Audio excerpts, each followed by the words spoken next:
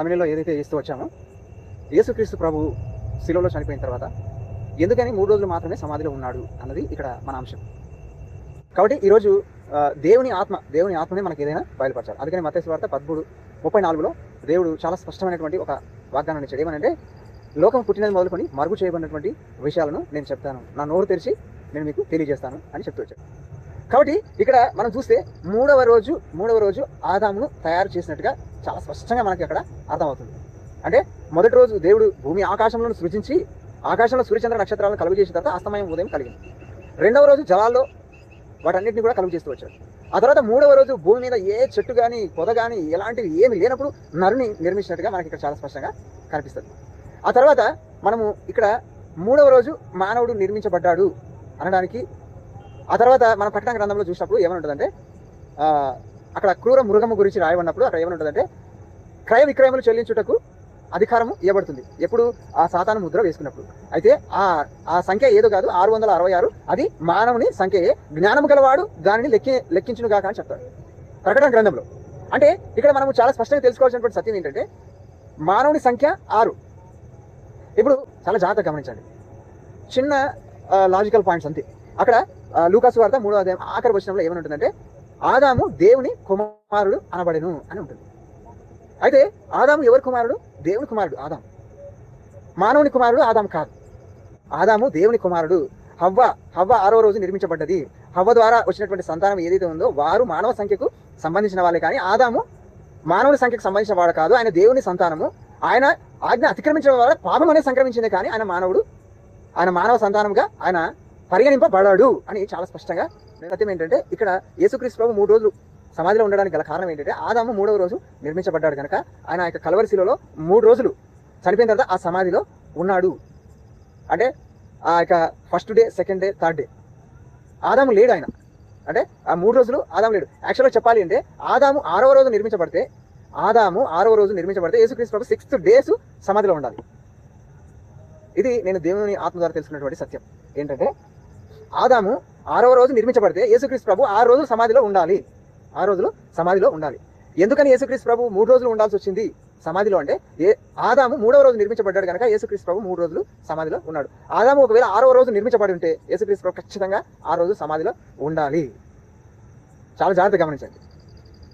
అయితే ఇక్కడ ఆదాము బ్రదర్ మరి మొదటి అధ్యాయంలో 26, 27, 28, 29 వచనాలు అక్కడ మనం చదువుకుంటే, మరి అక్కడ దేవుడు తన స్వరూపంలో తన పోలిక చొప్పున స్త్రీని కానీ పురుషుని కానీ నిర్మించాడు కదా అని అక్కడ ఉంది కదా. మరి అస్తమయం ఉదయం కలగా 6వ దినం అయింది అని అక్కడ రాయబడింది కదా అని అంటే, అది చూడండి, ఆ వచనాలకి మీరు ఆదికాండం 2వ అధ్యాయంలో ఉన్న వచనాలకి ఒకసారి చదవండి. అవి ఆదికాండం 2వ అధ్యాయంలో 7వ వచనంలో ఆదాము నిర్మించబడితే 19, 20, 21 వచనాల్లో హవ్వ నిర్మించబడుతుంది. మరి ఆ మధ్య కాలంలో ఏం నిర్మించాడు అన్నదాన్ని ఒకసారి మళ్ళీ ఆలోచిస్తే అక్కడ ఏదైనా తోట వేసినట్టు ఉంది.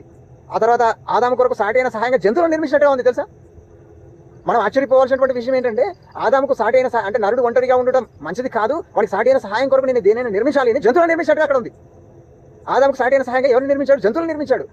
అరే జంతువులు నిర్మించాడు ఏంటి బ్రదర్, మీరు మరి దారుణంగా మాట్లాడుతున్నారంటే మీరు చదవండి. అక్కడ ఏమంటే, అయినను ఆదామునకు సాటి అయిన సహాయము లేకపోయాను అంటాడు. అయినను అంటే ఏమని అర్థం?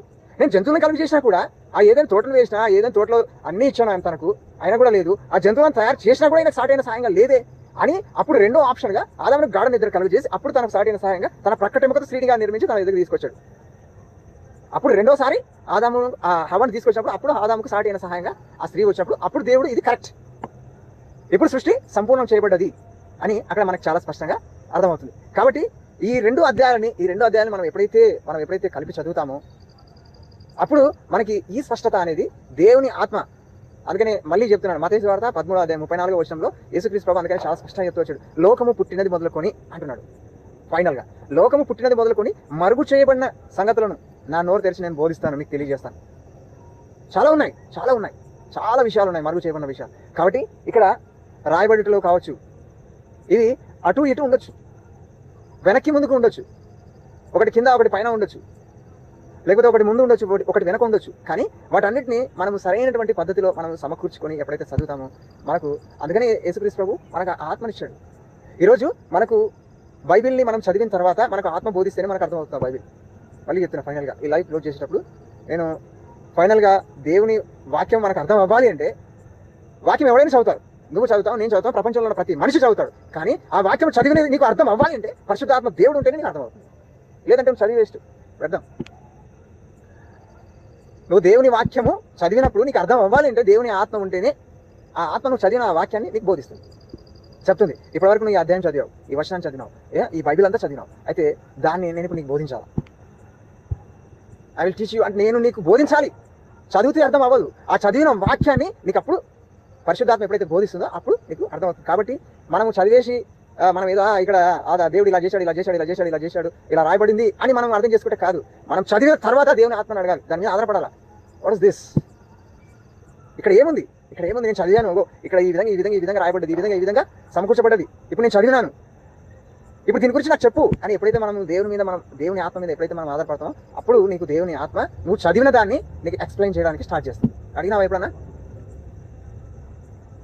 చదివేసిన తర్వాత మనం చదవడం అంతే, టక చదివేసి ఇక్కడ దేవుడు ఇలా ఇలా ఇలా రాసేసాడు, కథం ఇది చెప్పాలి, మనం నిలబడిపోయి చెప్పేస్తా ఉంటాం. కాబట్టి ప్రియ సహోదరుడా, సహోదరి, దయచేసి చదివిన తర్వాత దేవుని అడగాలి, దేవుని ఆత్మను అడగాలి. నేను ఈ వాక్యాన్ని చదివాను, ఇప్పుడు నువ్వు నాకు దీని అర్థం చెప్పు అని ఎప్పుడైతే మనం దేవుని ఆత్మ మీద మనం ఆధారపడతామో అప్పుడు ఆ ఆత్మ నీకు దాన్ని బోధించడం స్టార్ట్ చేస్తుంది. కాబట్టి ఒక క్రైస్తవ సహోదరిగా దేవుని వాక్యాన్ని చదివితే అయిపోదు. దేవుని ఆత్మ మీద ఆధారపడితే దేవుని ఆత్మ దానిలో ఉన్నటువంటి సత్యాన్ని తెలియజేస్తుంది. ఆ సత్యాన్ని తెలుసుకున్న నువ్వు దాని ప్రకారంగా జీవించడానికి కూడా ఆత్మ మీద ఆధారపడాల్సిందే. అన్ని కూడా దేవుడి ఇచ్చిన ఆత్మ మీద ఆధారపడాలి. దాన్ని తెలుసుకోవాలన్నా ఆత్మని, దాని ప్రకారంగా జీవించాలన్నా ఆత్మని. కాబట్టి ఇది నా యేసుక్రీస్తు ప్రభు ఎందుకు సమాధిలో 3 రోజులు ఉండాల్సి వచ్చింది అంటే ఆదాము 6వ రోజు నిర్మించబడినవాడు కాడు, 3వ రోజు నిర్మించబడ్డవాడు. అందుకనే యేసుక్రీస్తు ప్రభు ఆయన కల్వరి శిలువలో చనిపోయిన తర్వాత ఆయన సమాధిలో 3 రోజులు ఉన్నాడు. దానికి గుర్తు ఏంటంటే మొదటి రోజు, 2వ రోజు, 3వ రోజు.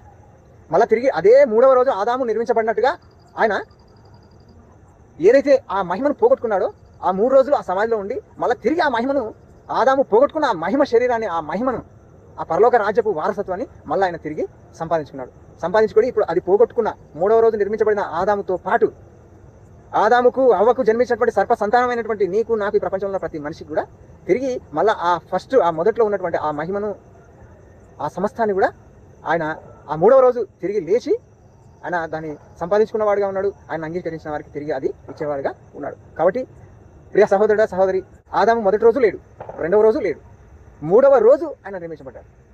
కాబట్టి యేసుక్రీస్తు ప్రభు ఆ లెక్కలోనే ఆయన మొదటి రోజు, 2వ రోజు, 3వ రోజు కంప్లీట్గా ఆయన సమాధిలో ఉండి ఆయన తిరిగి 3వ రోజు ఏ విధంగా అయితే ఆయన స్వరూపంలో ఆదామును దేవుడు నిర్మించాడో, తన పోలిక చొప్పున తన స్వరూపంలో ఆదామును నిర్మించాడో అలా తిరిగి ఆ 3వ రోజు మళ్ళా ఆ కడపటి ఆదాముగా ఆయన యేసుక్రీస్తు ప్రభు మళ్ళీ అదే మహిమను, ఏ మహిమనైతే పోగొట్టుకున్నా అదే మహిమను తిరిగి సంపాదించుకొని ఆయన 3వ రోజు తిరిగి లేచినవాడిగా ఉన్నాడు. ఆ మహిమను నీకు నాకు ఈరోజు ఇవ్వాలని, అలా ఇచ్చి ఆ పరలోక రాజ్యానికి వారసుగా చేయాలని యేసుక్రీస్తు ప్రభు ఆయన సిద్ధంగా ఉన్నాడు. తన చేతులు సాచి మనందరినీ కూడా పిలుస్తున్నాడు. అందుకని ప్రయాసపడి భారం మోసిన సమస్త జనులారా నా దగ్గర రండి, ఆదాము ఏదైతే మహిమను పోగొట్టుకున్నాడో ఆ మహిమను నేను తిరిగి మీకు ఇస్తాను. ఏ పాపాన్ని బట్టి, జన్మను బట్టి మీరు ఏదైతే దేవుడి ఇచ్చే మహిమను పోగొట్టుకుంటున్నారో ఆ మహిమను తిరిగి నేను ఇస్తాను రండి నా దగ్గరికి అని పిలుస్తా ఉన్నాడు. కాబట్టి అలాంటి కృపను దేవుడు మనకు అనుగ్రహించాలని మనస్ఫూర్తిగా కోరుకుంటున్నాను.